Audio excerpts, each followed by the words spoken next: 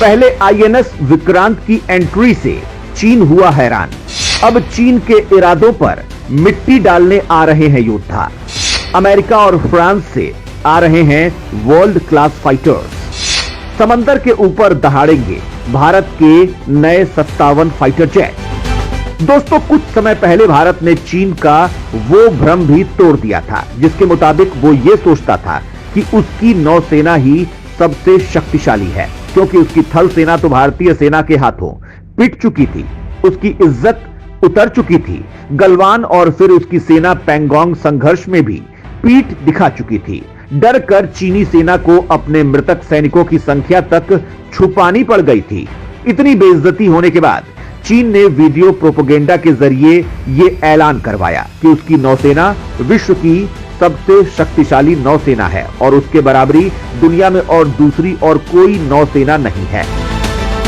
लेकिन चीन का यह भ्रम भी ज्यादा दिन तक नहीं चला और भारत ने एक के बाद एक योद्धा समंदर के लहरों पर उतारने शुरू कर दिए। चीन इन्हें बस देखता ही रहा। चीन को यह पता नहीं था कि भारत ऐसे ऐसे हथियार भी लॉन्च कर सकता है। और इसके बाद भारत ने चीन को सबसे बड़ा सरप्राइज तो तब दिया जब भारत ने पूरी तरह से भारत में तैयार हुआ स्वदेशी विमान वाहक पोत आईएनएस विक्रांत सामने आया। चीन इसके आकार, क्षमता और ताकत को देखकर पसीने पसीने हो गया था, क्योंकि समंदर के रास्ते भारत के एरिया में घुसने की उसकी कोशिश पर पानी फिर चुका था। लेकिन दोस्तों, चीन एक बात समझ चुका था कि भारत यहां तक ही रुकने वाला नहीं है और चीन का यह सोचना बिल्कुल ठीक निकला, क्योंकि भारत आईएनएस विक्रांत की समंदर पर तैनाती के बाद वो योद्धा तैनात करने की तैयारी कर चुका है जो न केवल अचूक अजेय है बल्कि वो दुनिया की सबसे बेहतरीन तकनीक से लैस है। और ये कोई 2-4 की संख्या में नहीं बल्कि पूरे 56 लड़ाके हैं। और आप ये सोचकर भी हैरान रह जाएंगे कि जो फाइटर जेट्स भारत के लिए तैयार हो रहे हैं वो राफेल विमान से भी ज्यादा खतरनाक होने वाले हैं। सोचिए, भारत का राफेल ही चीन के सारे विमानों की खटिया खड़ी कर देता है, तो फिर ये विमान कितने भयंकर होंगे इसका अंदाजा लगा पाना भी मुश्किल है। दोस्तों, आप सवाल करेंगे कि भारत क्यों और कहां के लिए ये फाइटर जेट्स तैयार करवा रहा है। ये कौन से फाइटर जेट्स हैं और कितने घातक हैं और ये चीन के खिलाफ भारत की किस तरह से सुरक्षा कवच का काम करने वाले हैं। साथ ही भारत के लिए अमेरिका और फ्रांस अपनी तकनीक लेकर भारत के दरवाजे पर दस्तक दे रहे हैं। इन सारे सवालों के जवाब हम आपको आगे वीडियो में देने वाले हैं, तो वीडियो पर बने रहिए आखिर तक। समंदर की लहरों पर रुक जाएगी चीन की सांसें। भारत में उतरने वाले हैं एक साथ 56 जंगी लड़ाके। अमेरिका और फ्रांस में भारत के लिए हो रही है टक्कर। दोस्तों, जैसा कि हमने आपको बताया कि भारत ने आईएनएस विक्रांत को समंदर की लहरों पर उतार दिया है और आपने हमारे पिछले वीडियोस में इसकी ताकत को भी जान लिया होगा। तब भारतीय नौसेना ने यह भी कहा था कि इस एयरक्राफ्ट कैरियर के लिए भारत को 56 जंगी हवाई योद्धाओं की जरूरत है और उसके लिए भारत को राफेल से भी एडवांस फाइटर जेट चाहिए। दोस्तों, अब वो समय आ गया है जब भारत में अमेरिका और फ्रांस ने अपने विमानों का जो ट्रायल किया था वो भी पूरा हो चुका है और जल्द ही भारत को 56 फाइटर मिलने वाले हैं। दोस्तों, इसके लिए अमेरिका भारत को ऑफर कर रहा है F-18 सुपर हॉर्नेट और फ्रांस भारत को ऑफर कर रहा है राफेल M।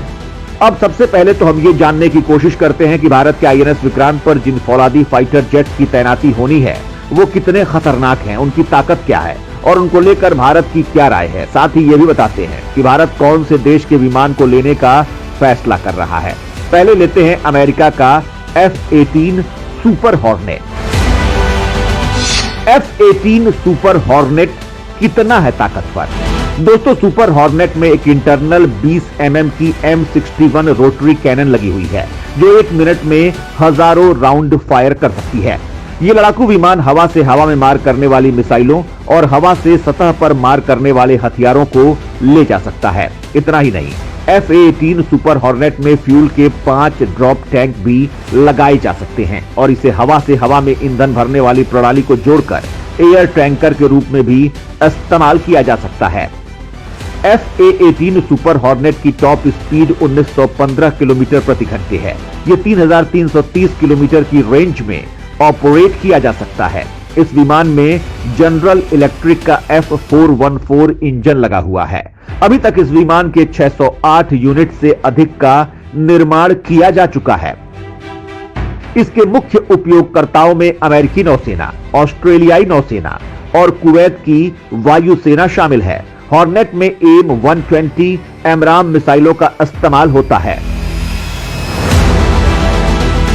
ताकत में F-18 सुपर हॉर्नेट का बाप है फ्रांस का राफेल एम। सबसे पहले तो आप यह समझ लीजिए कि ताकत के मामले में फ्रांस का Rafale M F-18 super hornet से कहीं आगे है। राफेल एम की मैक्सिमम स्पीड मैक 2 है, यानी 2469.6 किलोमीटर प्रति घंटे, जबकि F-18 की अधिकतम स्पीड मैक 1.8 है, मतलब 2222.4 किलोमीटर प्रति घंटे। राफेल की रेंज 3700 किलोमीटर और हॉर्नेट की 3300 किलोमीटर है। अब खुद ही जान जाइए कि किसकी गति ज्यादा बेहतर है। राफेल एम की सर्विस सीलिंग 55,000 फीट है, जबकि हॉर्नेट की 50,000 फीट। राफेल 308 मीटर प्रति सेकंड की स्पीड से ऊंचाई पर जाता है, जबकि हॉर्नेट 228 मीटर प्रति सेकंड की दर से। राफेल को एक पायलट उड़ाता है, हॉर्नेट में एक या दो पायलट का ऑप्शन आता है। 50.1 फीट लंबा राफेल हॉर्नेट से करीब 10 फीट छोटा है। राफेल का विंग स्पैन 35.4 फीट है, जबकि हॉर्नेट का इससे करीब 9 फीट ज्यादा है। हॉर्नेट का वजन भी राफेल से ज्यादा है। दोस्तों, रेटिंग के मामले में भी राफेल आगे है।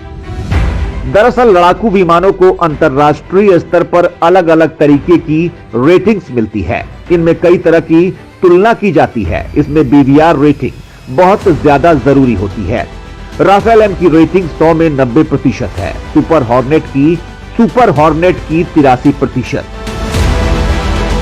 हथियारों में राफेल को 10 में से 8.6 और हॉर्नेट को 7.9 अंक मिले हैं।